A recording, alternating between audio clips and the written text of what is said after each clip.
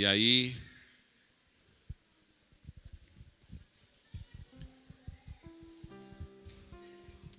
aleluia.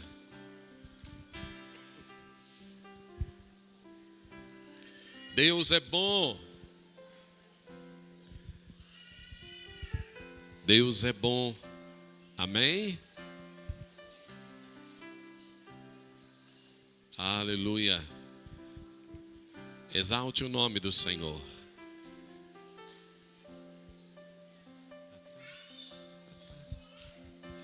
Aleluia. Deus tem uma palavra de graça para abençoar a sua vida ainda. Quem aqui já foi abençoado com esse tempo precioso? Eu fui, né? Mas esse é um tempo onde o Senhor tem mais coisas ainda para compartilhar conosco. Amém?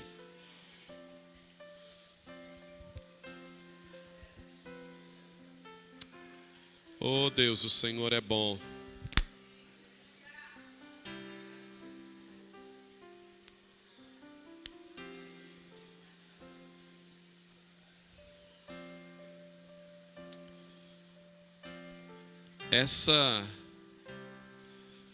Esses dias eu fiquei com uma dúvida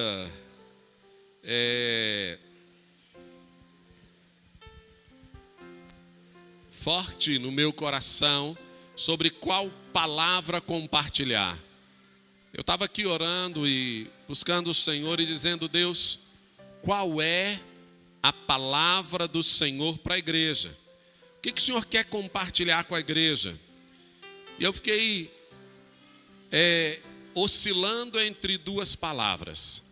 Uma é a palavra sobre a oração que Deus responde. Qual é a oração que Deus responde? Ou como orar uma oração que você tem certeza que vai ser respondida? Tem jeito? Tem jeito. E a outra palavra é sobre Jonatas e Saul. Quando Deus usou Jonatas para... A outra palavra é sobre religiosidade. E aí eu estava orando, eu falei: Deus, qual é a palavra que o Senhor tem? E eu entendi da parte do Senhor que as duas palavras são... Uma é complemento da outra. Então hoje a gente vai falar sobre a religiosidade e a oração que Deus responde. A religiosidade versus a oração que Deus responde. Amém? Vamos orar. Senhor, faz a tua palavra mais penetrante do que a espada de dois gumes, chegando ao coração, à mente e ao espírito de cada pessoa, separando aquilo que vem do Senhor, daquilo que é natural e humano. Ó Deus, traz a graça, traz a unção, traz a presença do Senhor. Livra, Senhor, de todo espírito de engano, de todo espírito de erro, de toda obra contrária, de toda feitiçaria, pelo poder do nome de Jesus Cristo. Ó Deus, no nome de Jesus agora, nós oramos da ordem aos anjos guerreiros do Senhor, a virem ao encontro da tua igreja, quebrando e resistindo a toda força demoníaca, a toda força das trevas, pela autoridade do nome de Jesus. Ó Deus, estende a tua mão, estende a tua graça, estende o teu favor e traz uma revelação ao coração dos teus filhos aqui nessa manhã. Que seja uma palavra suficiente para produzir mudanças que levem e que conduzam a vida deles cada dia mais para a eternidade, em nome de Jesus. Amém. 1 Samuel capítulo 14. 1 Samuel 14.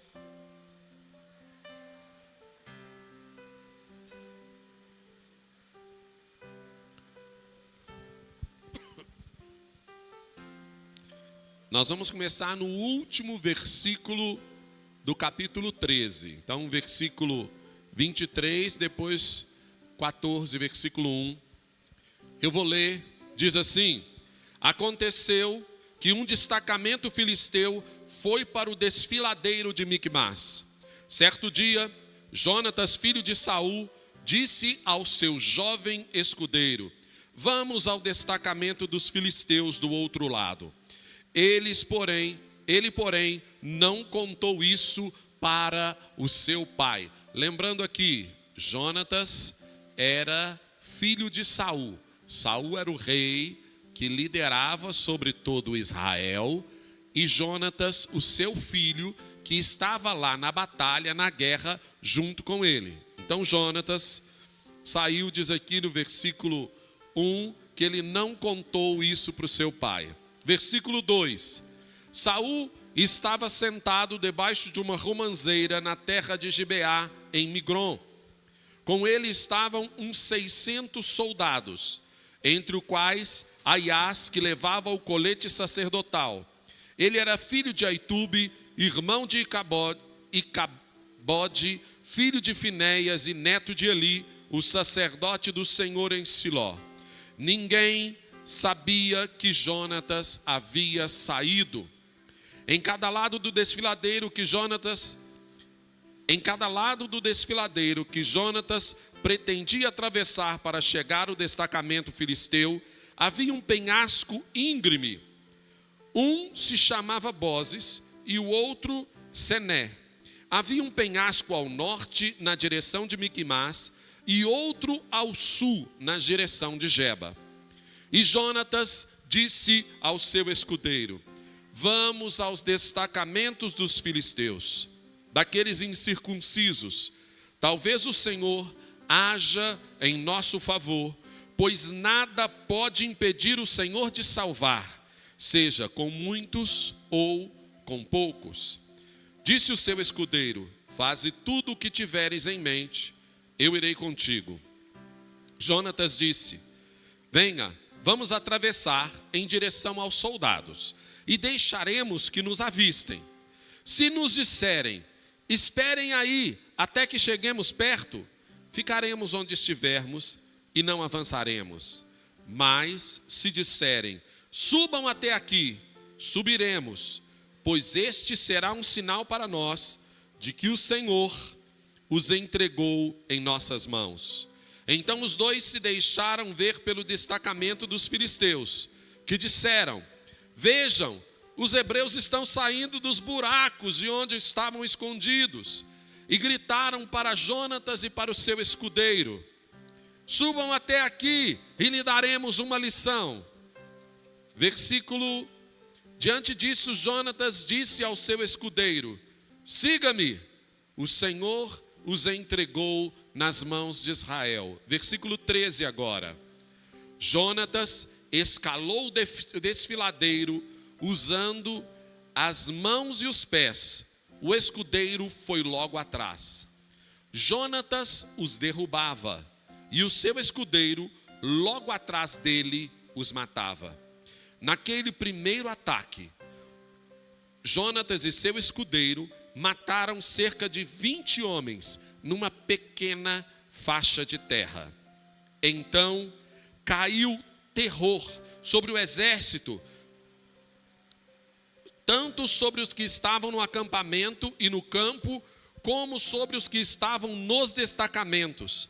E até mesmo nas tropas de ataque, o chão tremeu e houve um pânico terrível.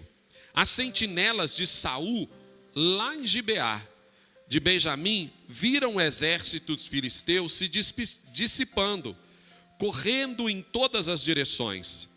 Então Saul disse aos seus soldados: contem os soldados e vejam quem está faltando. E quando fizeram, viram que Jonatas e seu escudeiro não estavam presentes.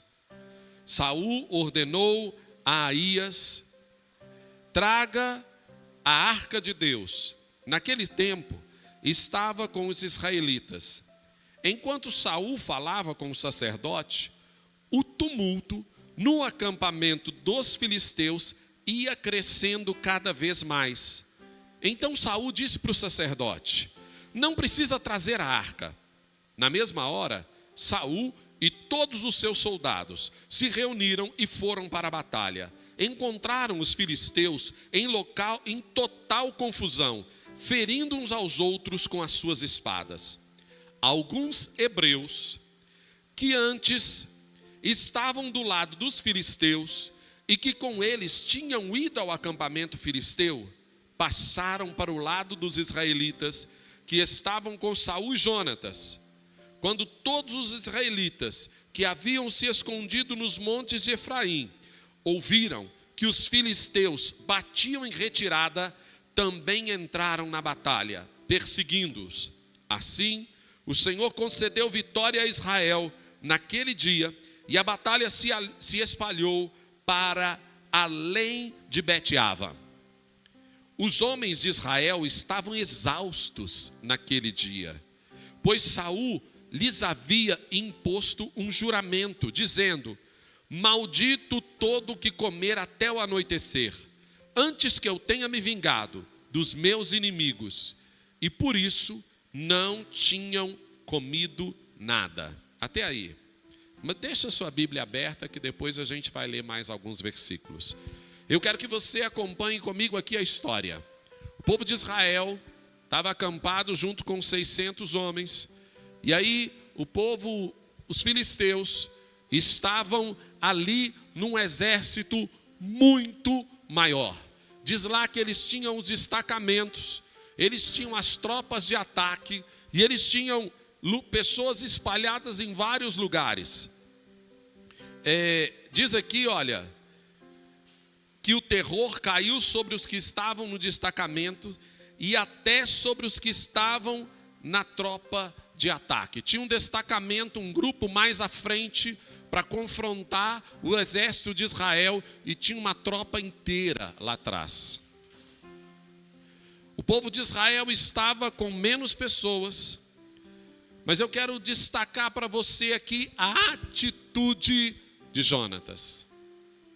Jonatas fazia parte do exército de Israel, mas ele tinha um coração em Deus.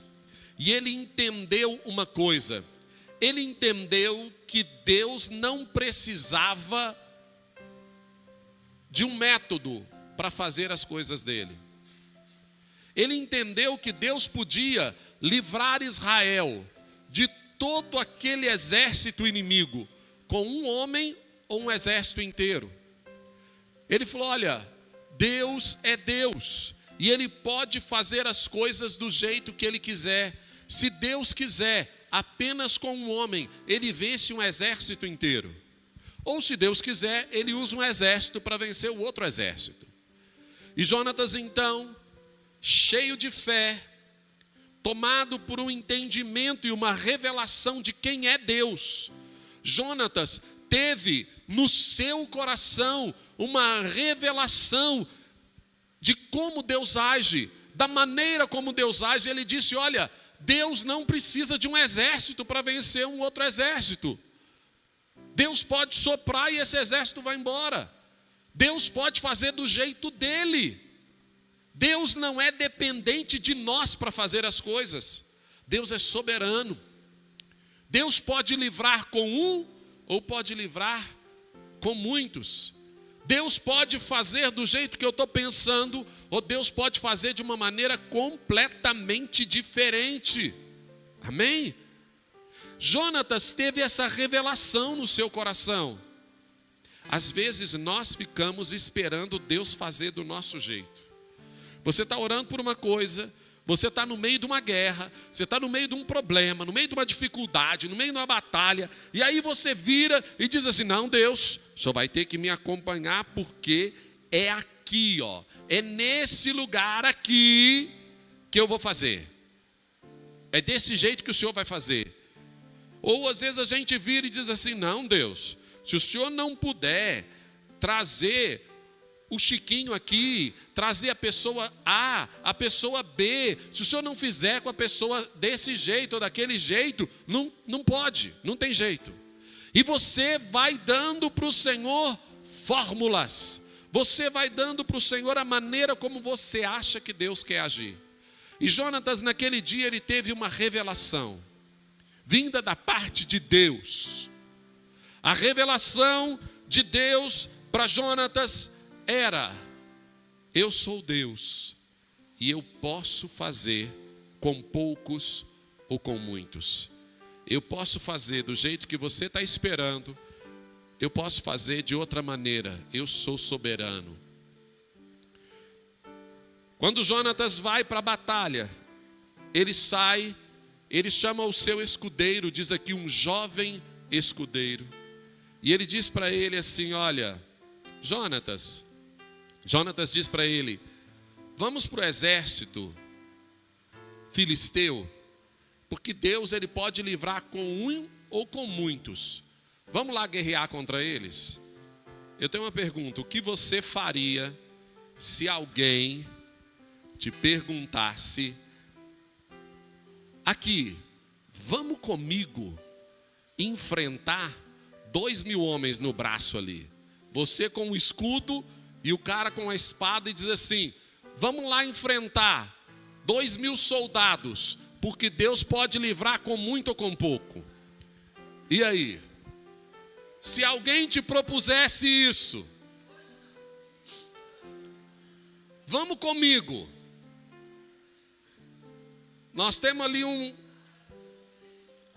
2.000 homens que se revoltaram, fizeram motim, fizeram uma confusão ali, estão ocupando parte da avenida toda aqui, até lá embaixo, tem 2.000 homens revoltados e indignados, e alguém falasse com você aqui: nós vamos lá botar ordem naquele lugar, vem comigo. O que você falaria? Vamos ali enfrentar eles. O escudeiro de Jonatas disse para ele: vamos, faça como o Senhor tem falado no seu coração, para onde você for eu vou. Ele falou: tamo junto. Mas não é aquele tamo junto daquele irmão que fala tamo junto e depois some, não. E aí eles saíram. Mas a atitude do coração de Jonatas não era ser herói. A atitude do coração dele não era mostrar que ele podia fazer as coisas, ser o cara, ser poderoso, ser herói, ser forte. Ele não queria nada disso. A atitude do coração de Jonatas era: Deus pode livrar com pouco ou com muitos. Deus pode dar um livramento hoje para a gente. Nós vamos lá, porque Deus vai fazer uma obra. O coração de Jonatas era se submeter a Deus. E ele disse para o escudeiro, falou: olha, nós vamos fazer o seguinte: se a gente chegar lá, entre um exército e outro, um destacamento e outro, tinha 2 desfiadeiros, né? 2 penhascos, um para descer e outro para subir. E aí ele falou: ó, se eles falarem, então vem cá para você ver, olha lá, vem aqui que eu vou te dar uma lição, vem cá para você ver. Isso é sinal de que Deus está dizendo para a gente ir. Se eles falarem, fica aí que nós vamos até vocês, então a gente fica quieto e não faz nada. E aí eles chegaram lá, o que o inimigo falou? Vem cá, neném. Você quer ver? Vem cá que eu vou te dar uma lição. Saiu do buraco onde você estava? Parou de esconder? Por que eles falaram isso? Porque tinham muitos soldados que tinham se escondidos nas cavernas. Porque eles olharam, o exército inimigo era muito maior, era só um tiquinho de gente. Ele falou: não, eu vou morrer aqui, é melhor eu esconder do que morrer. Quando Jonatas saiu sozinho com seu escudeiro, esses 2 homens, eles falaram, saíram do buraco. E aí eles disseram: vem para cá.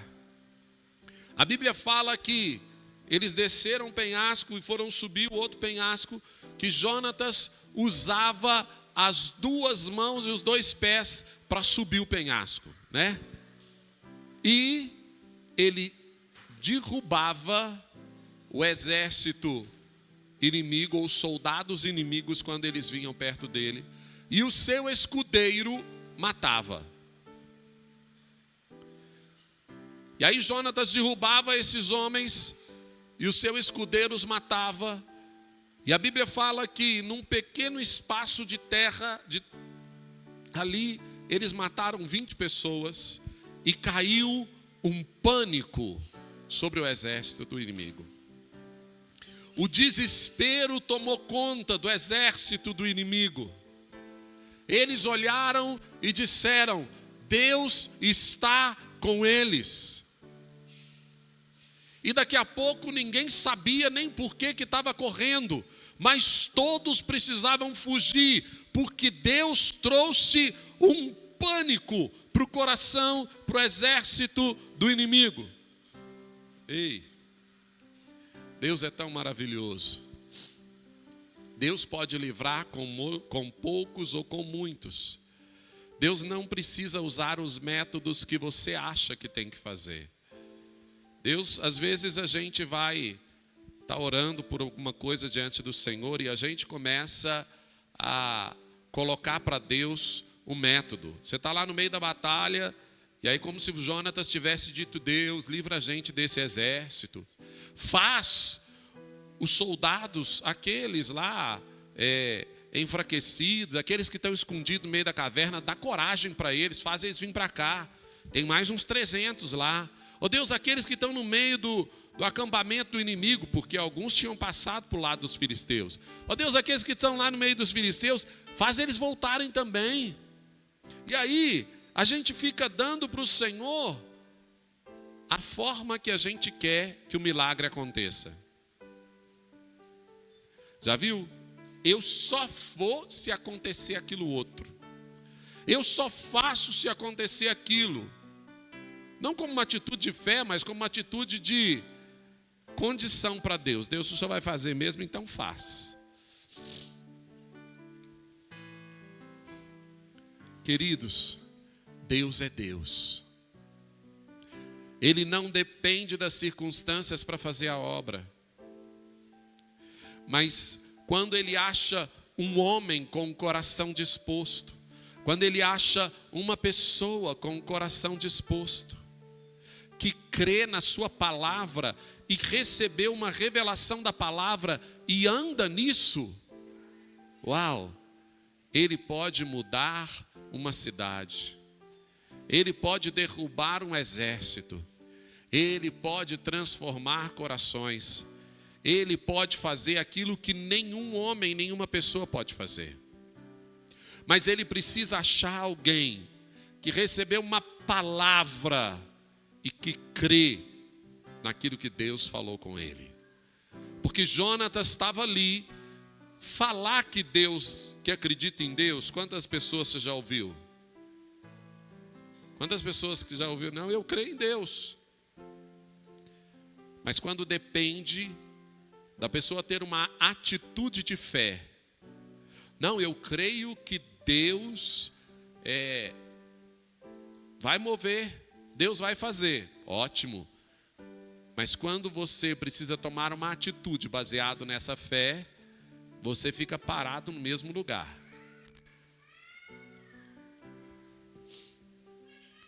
Quando nós cremos, a gente anda naquilo que a gente crê.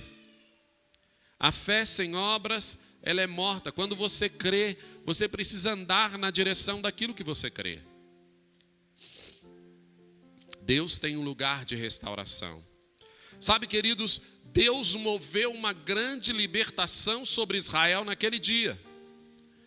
Porque um homem se posicionou. A atitude de Jonatas foi: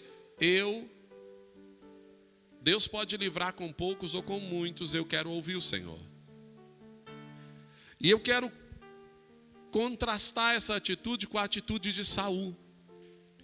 A Bíblia fala aqui que Saul chamou o sacerdote e falou: traz a arca da aliança, vamos consultar a Deus.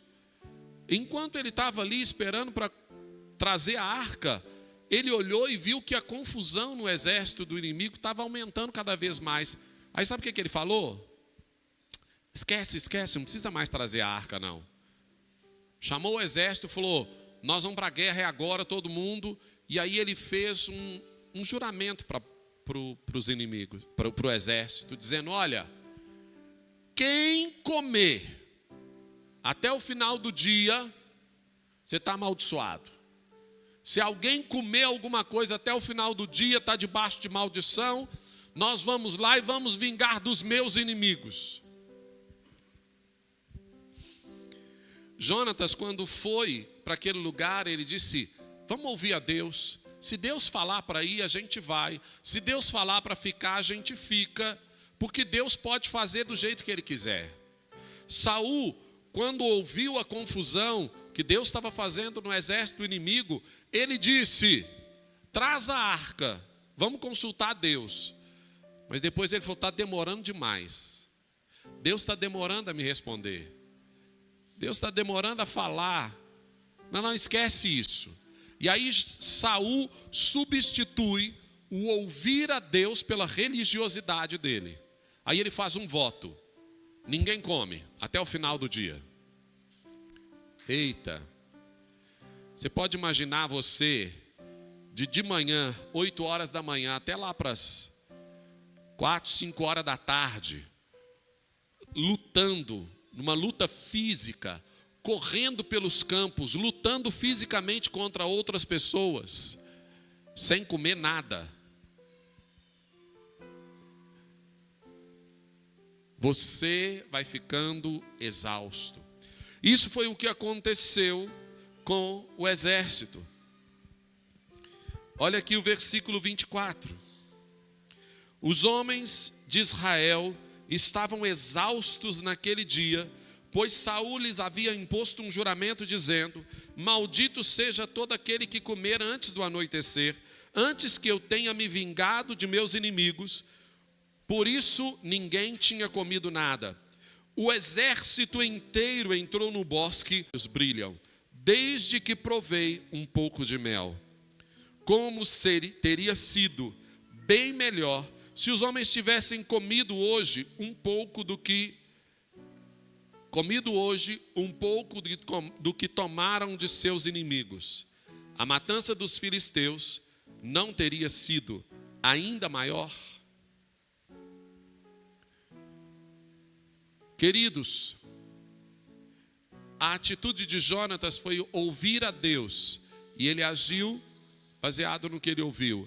A atitude de Saul foi: eu estou com pressa de ouvir, não dá tempo de ouvir, então eu ajo baseado na minha religiosidade.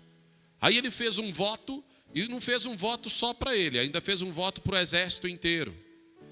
E a Bíblia diz que o voto de Saul trouxe exaustão. Ele tomou posições baseado na religiosidade dele. Vai para a guerra, guerreia contra todo mundo, luta contra os seus inimigos, corre pelo menos uns 10 quilômetros atrás dos inimigos, mas não come nada.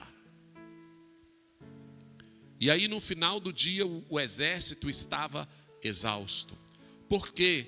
Porque a religiosidade traz exaustão. A religiosidade te cansa. Ela rouba as suas forças, ela rouba a sua energia, ela rouba aquilo que Deus tem para você. Ainda que você esteja vivendo aquilo que Deus tem para você, olha, o exército de Israel estava vivendo o que Deus tinha para ele. Eles estavam lá e venceram os inimigos. Concorda comigo? Eles estavam vivendo o que Deus tinha para eles? Estavam. Mas o que trouxe exaustão para eles não foi a guerra, foi a religiosidade. Foi fazer as coisas baseadas na religiosidade de Saul. Ninguém come até de noite, por quê? Para se vingar dos meus inimigos. Ainda não era dos inimigos do Senhor. Saul disse: olha, nós vamos lá e vamos fazer para você se vingar dos inimigos do Senhor. Não, vai se vingar dos meus inimigos. Porque ele estava olhando para ele. Ele estava olhando para si mesmo. E ele fez as atitudes ou tomou os posicionamentos baseado na religiosidade dele. Para compensar o fato de não ouvir a Deus, aí ele teve atitudes religiosas. Não, eu tenho que ir na igreja de segunda a segunda, eu tenho que fazer a coisa desse jeito. Não, eu não posso de maneira nenhuma, fazer aquilo outro, ou eu não posso cortar meu cabelo. Nada contra aquelas pessoas que têm uma opção de não cortar. Mas a religiosidade não pode impor sobre você um jugo que Deus não colocou. Você precisa ouvir a Deus. Você precisa ouvir o Senhor. E as pessoas começam, não, porque agora eu preciso caminhar, eu vou dar 90% do que eu ganho, vou viver só com 10%. Você pode fazer? Pode, você é livre para fazer o que você quiser. Mas isso precisa brotar de um relacionamento entre você e Deus, e não de uma religiosidade para compensar a falta de ouvir a Deus. E essa é a diferença entre a oração que Deus ouve, a oração que Deus responde e a oração que Deus não responde.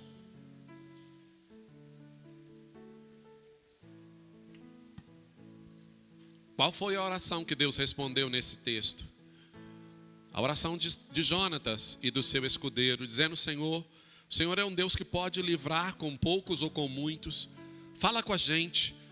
Eu estou aqui, eu estou pronto, eu estou disposto a ser esse um. Nós estamos dispostos a ser esses dois que o Senhor pode usar para libertar do exército inteiro do inimigo. Mas fala com a gente o que o Senhor quer que a gente faça. Deus, eu estou no meu coração entendendo que o Senhor está nos direcionando para ir, mas fala comigo, é para ir. E Deus respondeu para Jonatas: vai que eu estou contigo, vai que eu estou junto com você. E enquanto Jonatas estava lá, e o seu escudeiro estavam lá, mataram 20, Deus fez uma obra e libertou Israel. Naquele dia, diz a palavra que quando a confusão começou, saiu das cavernas quem estava escondido. Saiu da caverna aquele que estava com medo. E falou: opa, Deus está dando vitória, vamos para a vitória, vamos lá, vamos lá. Deus trouxe aqueles que estavam afastados, aqueles que estavam desanimados, cansados. Deus falou: vamos lá, Deus está fazendo. Eu quero participar do que Deus está fazendo. O exército está vencendo. Eu quero participar do que Deus está fazendo desse exército vencedor. Aqueles que já estavam do lado do inimigo, quando viram a confusão e a obra de Deus, eles falaram: eu sou desse povo, eu posso voltar. E aí eles, no meio do exército, eles se viraram contra os filisteus e disseram: eu sou hebreu, eu volto para o Senhor, eu volto para Deus, eu volto para o povo. E se tornou então um soldado contra os filisteus. Aquele era dia de grande libertação, de grande transformação, aonde aqueles que tinham se rebelado contra Israel, os traidores voltaram e foram recebidos e curados. Os covardes foram restaurados da sua covardia e foram liberados. Aqueles que estavam com medo se posicionaram, mas aquele era um dia de grande vitória no meio do povo. Mas a religiosidade de Saul trouxe sobre eles um jugo que eles não precisavam conduzir, algo que eles não precisavam fazer. Era a época de guerra? Era. Fala com quem está perto de você aí. É época de guerra. É época de guerra. Você precisa guerrear pelos seus, pela sua família, pela sua casa, pela sua vida. É época de guerra. Mas o que você vai fazer precisa ser baseado no relacionamento e não na religião. A forma como você vai guerrear precisa ser baseado no seu relacionamento com Deus e não na religiosidade do seu próprio coração, para compensar o fato de você não se dispor a ouvir a Deus. Olha o que a palavra de Deus nos fala, lá no livro de 1 João, capítulo 5, versículo 14. 1 João, lá no finalzinho, perto de Apocalipse. Capítulo 5, versículo 14.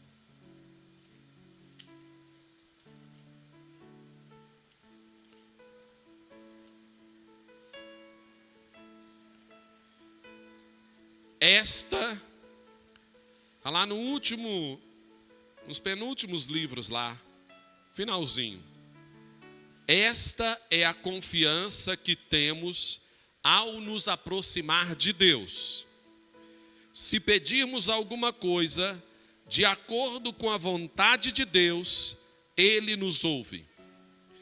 E se sabemos que Ele nos ouve em tudo o que pedimos, sabemos que temos o que dele pedimos. Vou ler de novo. Esta é a confiança que temos ao nos aproximarmos de Deus. Se pedimos alguma coisa de acordo com a vontade de Deus, Ele nos ouvirá.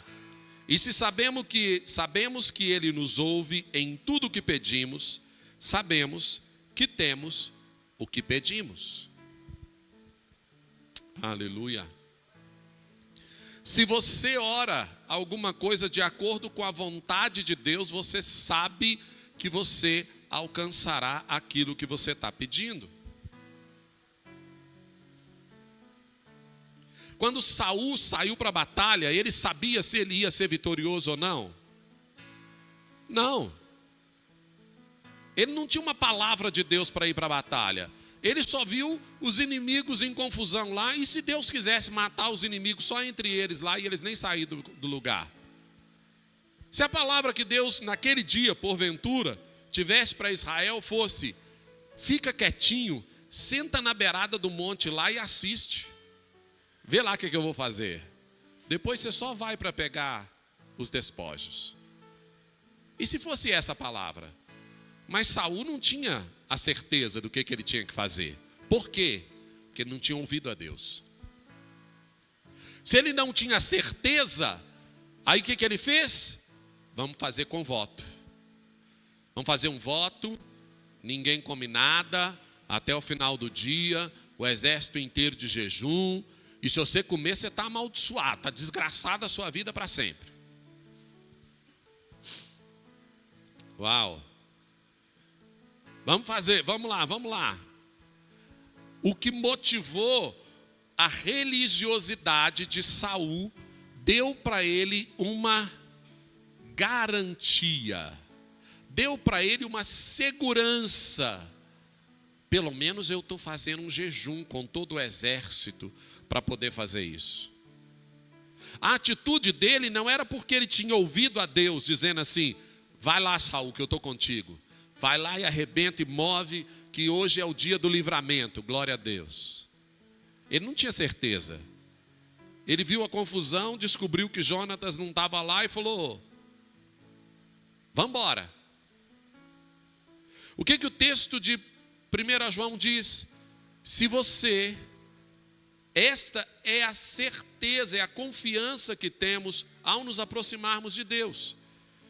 Se eu peço alguma coisa de acordo com a vontade dele, ele me ouvirá. E se ele vai me ouvir, eu tenho certeza que ele vai me responder. Se Deus te manda, agora como é que você tem essa oração que Deus responde?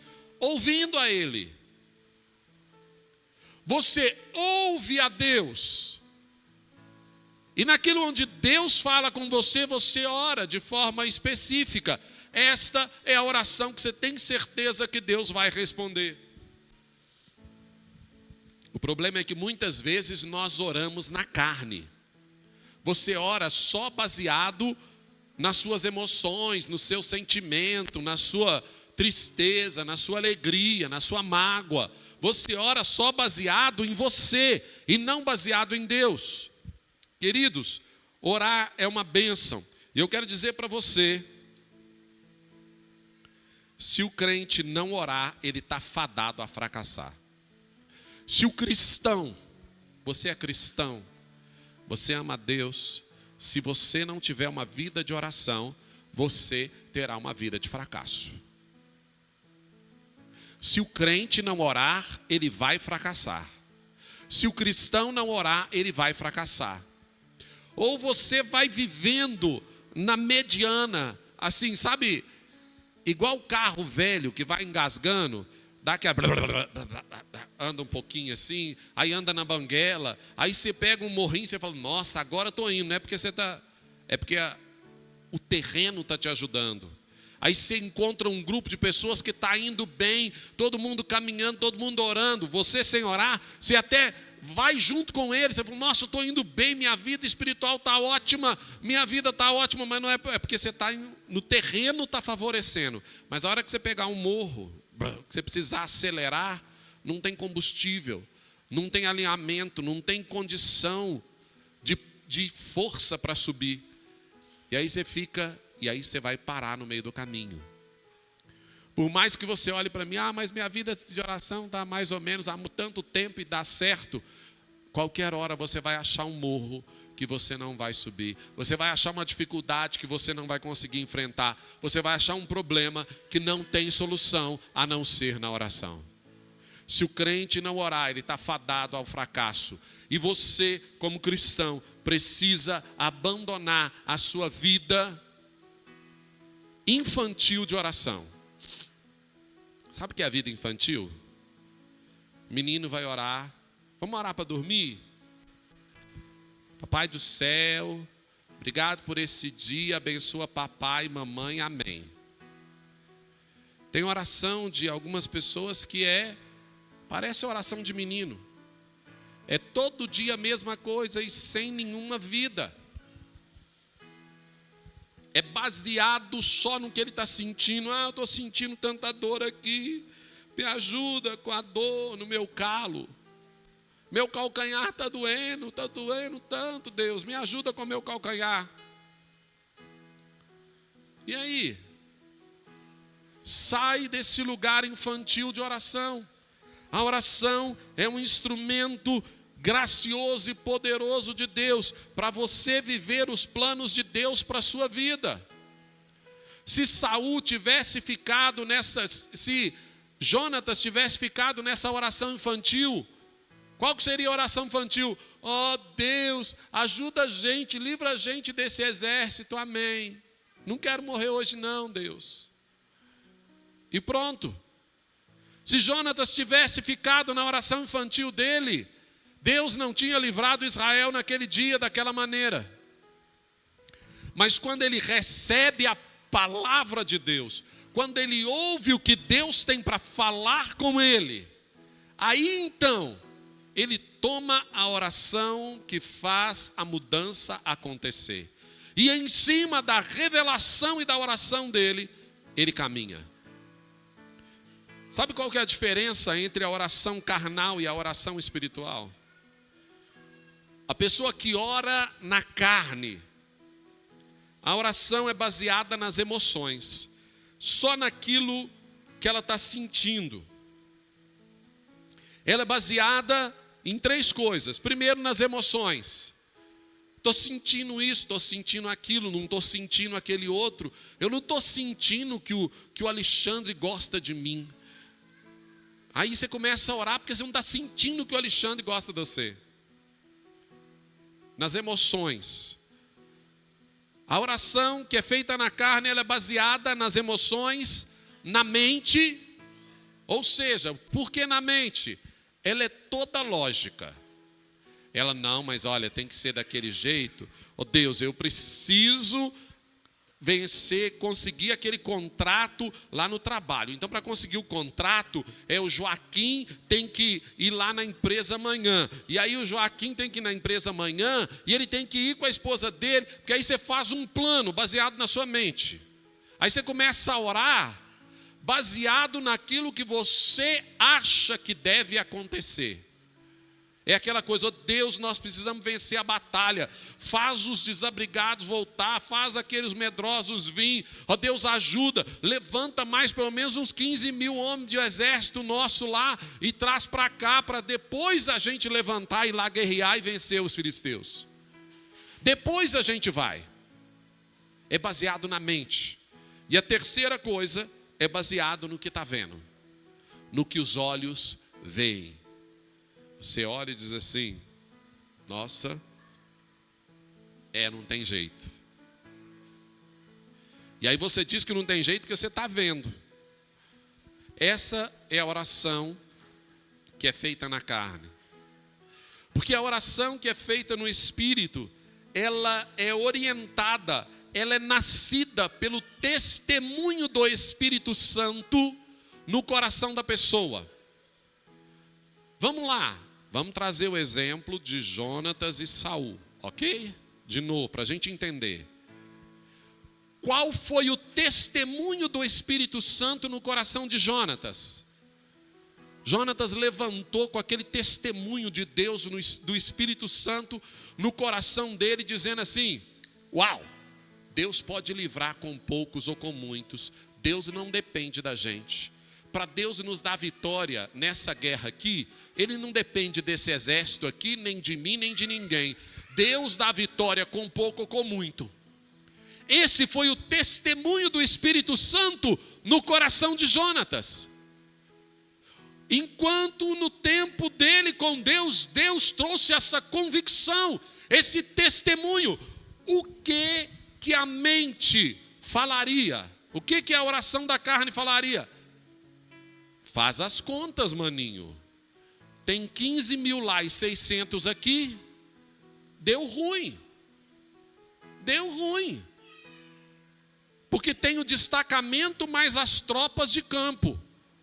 Eu não sei quantos eram as tropas de campo, mas os destacamentos eram muitos homens. O exército filisteu era muito maior do que o exército de Israel. A mente ia olhar e dizer assim: vamos enrolar esse negócio aqui, manda um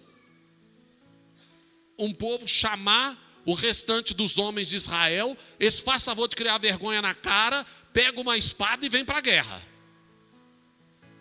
Fala com eles para criar vergonha e vir vender a terra deles. Pega uma espada e vem para a guerra. É isso que a mente falaria. O que o testemunho do Espírito Santo disse?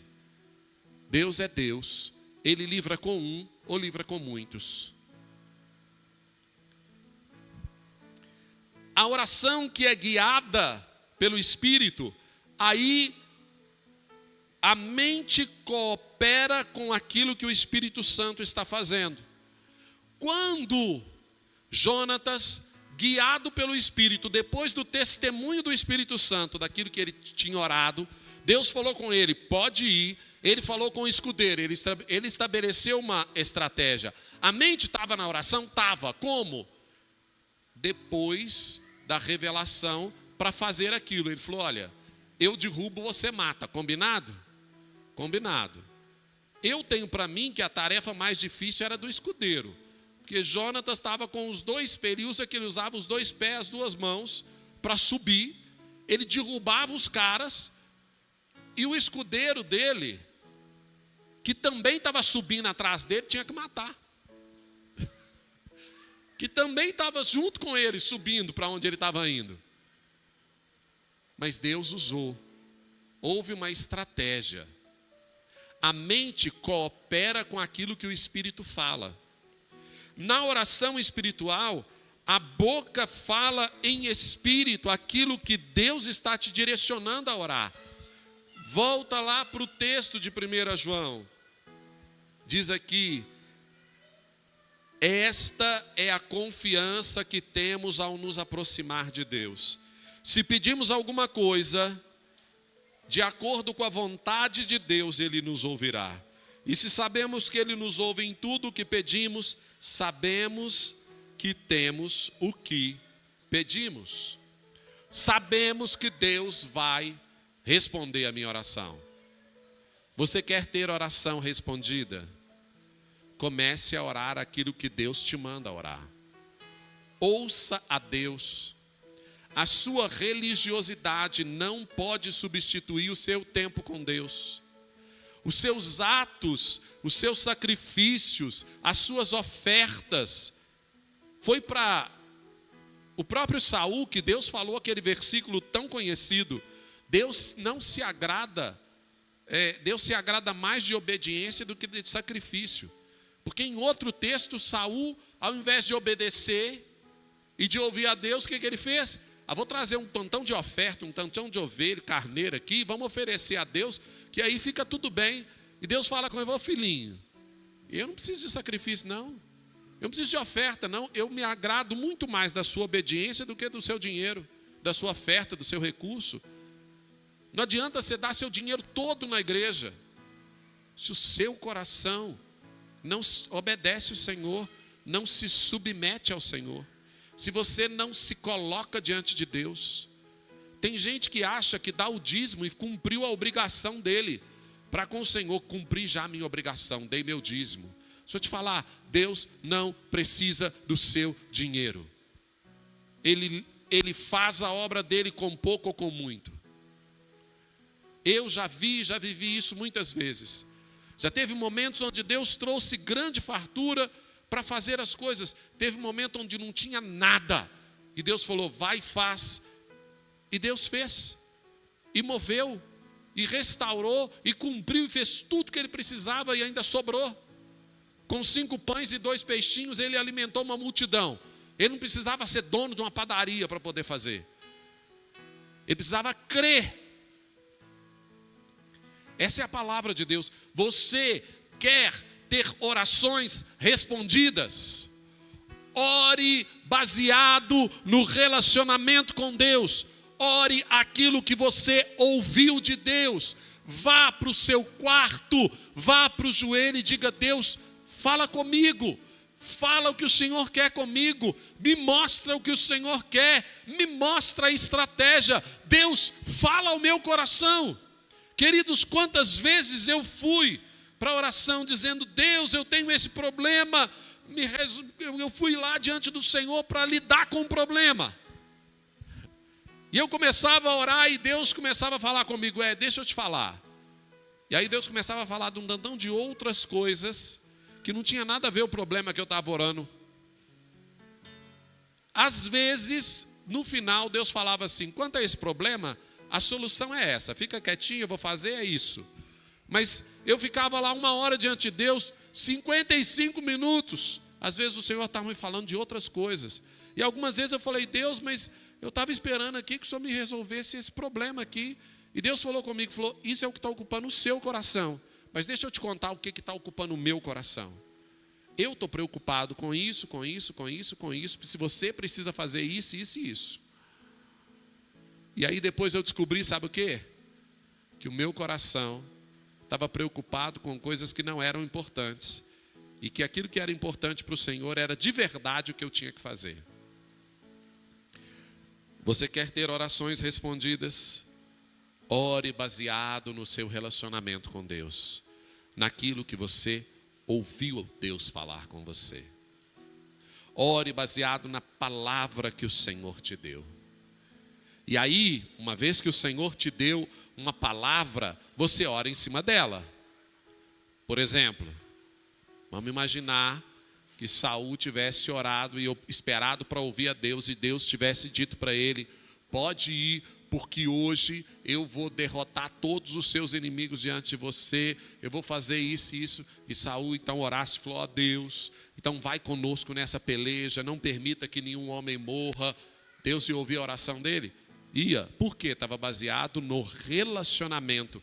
Deus aceitou o sacrifício dele. Todo mundo fica de jejum, o exército inteiro, 600 homens, sem comer nada, até o final do dia? Não. Por quê? Era baseado no relacionamento.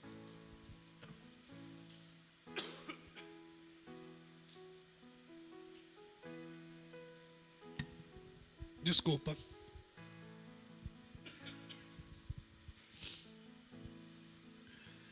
Era baseado na religiosidade. Vamos orar. Suas orações hoje têm sido baseadas em quê? No relacionamento ou na religiosidade? As suas atitudes hoje com Deus, na igreja, na fé, são baseadas no seu relacionamento, no que você ouve com Deus, ou baseados naquilo que você ouviu que agrada a Deus e aí você faz. Isso também é religião. Vamos orar.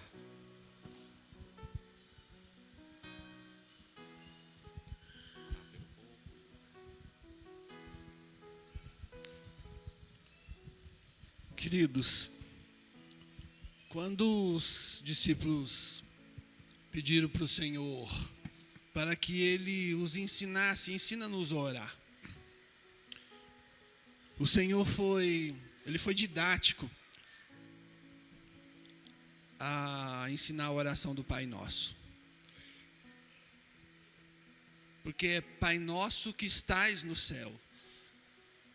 Mas é uma instrução para fazer como?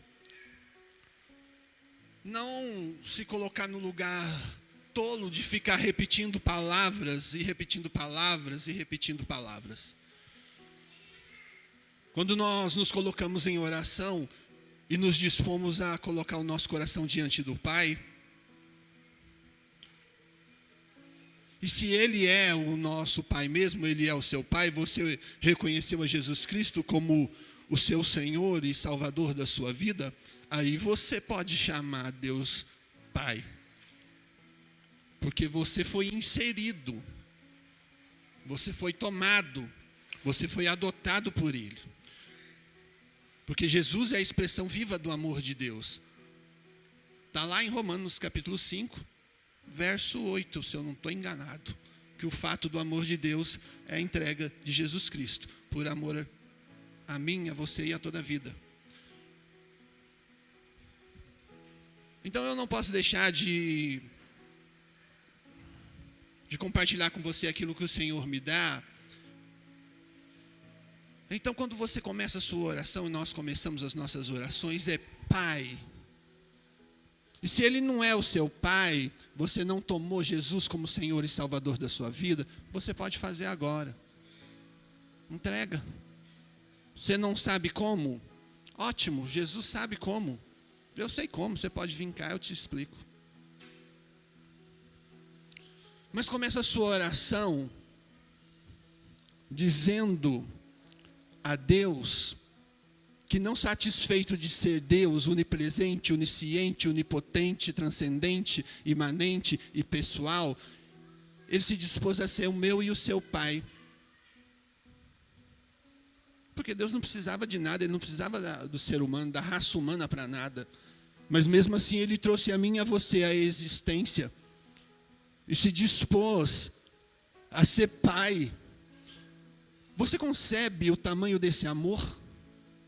De um ser que não precisa de nada e trouxe tudo à existência e ainda olha para os seus olhos e diz: vem. Então comece as suas orações dizendo: Pai nosso que habita o terceiro céu, o teu nome é santo e é santo de fato. O nome de Deus, ele é separado do nosso convívio social, do nosso contexto. Ele é santo em sua plenitude de existência. E olha só, se você orar dizendo: venha o teu reino. Eu sempre digo aqui que um dos maiores privilégios dados ao ser humano é ser igreja. E você está aqui. Glória a Deus, você se dispôs. E igreja, eclésia, eu ensino. E os jovens aprenderam. É reunião de pessoas saídas para fora dos seus lares. Precisa haver uma ação por meio das nossas vidas para ser igreja. Jesus vai voltar a buscar a sua igreja. Venha o seu reino na minha vida. Precisa haver disponibilidade do meu coração para oferecer o meu corpo como sacrifício vivo, santo e agradável ao Senhor. Venha, venha. A minha oração é para que venha o reino de Deus sobre a sua vida, sobre a minha vida. Ele veio sobre a minha. No mês de julho do ano de 2012, eu entreguei a minha vida a Jesus Cristo aqui. E hoje sirvo essa igreja com com o maior privilégio dado a mim, esse ser humano falho e pecador. Porque eu tenho um Pai, eu entreguei a minha vida a Jesus. Então sim, venha o reino.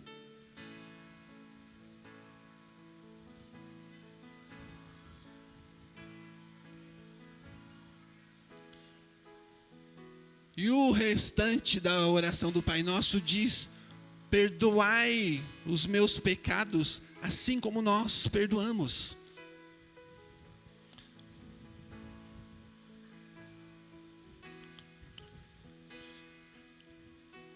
Querido, quando o perdão é liberado nas nossas vidas, há uma liberdade e uma permissão do reino para habitar em nós, e a verdadeira vida de Deus se manifesta, porque Deus vai tratar com aquele que intentou sobre a sua vida. Então, quando eu perdoo, e eu digo e eu oro, perdoai os nossos pecados assim como nós perdoamos, eu preciso ter um coração perdoador. Sem ressentimento, sem ficar sentindo uma vez, 2 vezes, 3 vezes, 4 vezes, 5 vezes, aquele mal que foi intentado contra mim, contra você. Não era seu, você não desejou, mas veio sobre a sua vida e como uma faca te feriu e te machucou. Libera em nome de Jesus.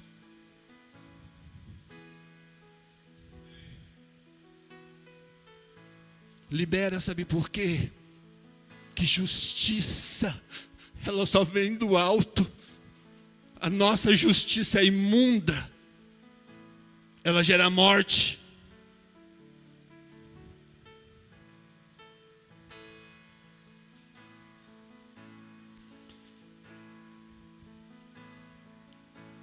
Pai, no nome santo de Jesus, essa é a sua igreja adornada.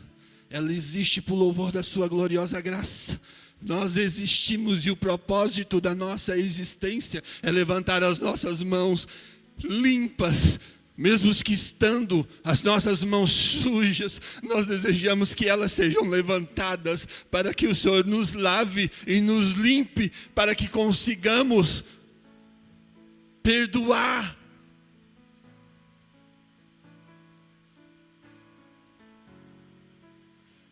E recebemos o perdão que vem do Senhor. Nós queremos que venha o teu reino sobre as nossas vidas, sobre as vidas de cada um de nós, filhos amados do Senhor.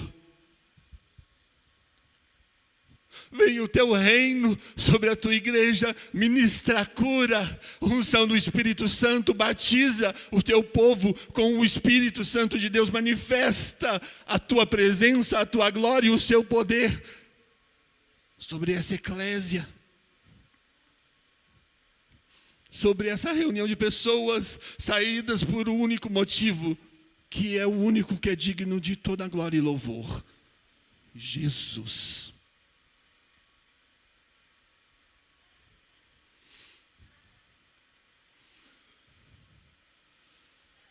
Que o pão de cada dia seja dado a cada um de nós, incessante e ininterrupto. Você vai ter fartura de pão todos os dias na sua vida, por onde você caminhar, quer onde você esteja. Amém? Porque essa é a vontade do Senhor. Abre os olhos do nosso entendimento, para que como igreja nós venhamos a caminhar sobre a face da terra, levantando as nossas mãos, ouvindo as batidas do seu coração e conhecendo a sua vontade aqui na terra para cada uma das nossas vidas, e vivendo e tornando nossa a sua vontade aqui na terra, como a sua vontade é feita no terceiro céu, na morada do Senhor.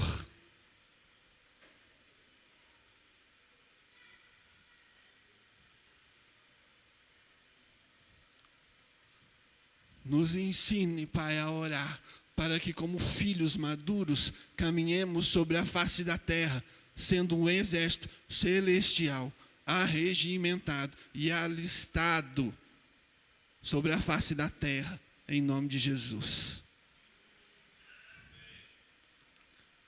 Queridos, os dias têm sido maus, é tempo de guerra, de fato, como ministrou o nosso querido e amado pastor Claudinei. Mas nós, como igreja, somos chamados a combater o bom combate da fé nas regiões celestiais. E mediante a convicção do que fazer, agimos. Porque a fé sem obras, a fé sem ações, sem atitudes correspondentes àquilo que você, eu, nós falamos, ela não existe. Ela passa somente de uma informação.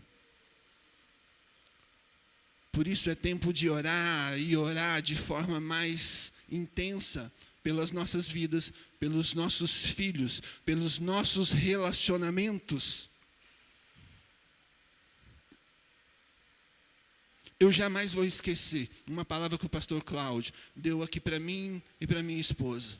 Orem como casal. Nós oramos.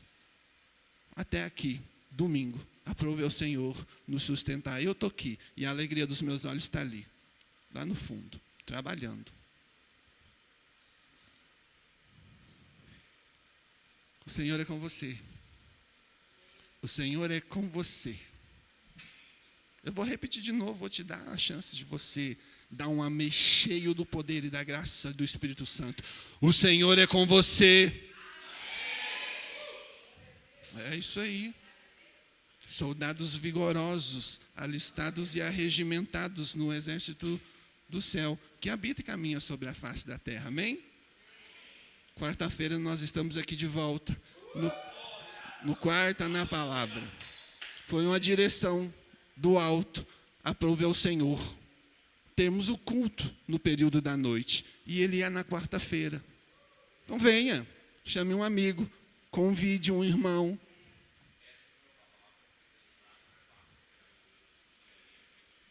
Essa palavra de fato, foi ministrada na quarta-feira à noite, está sendo compartilhada com você.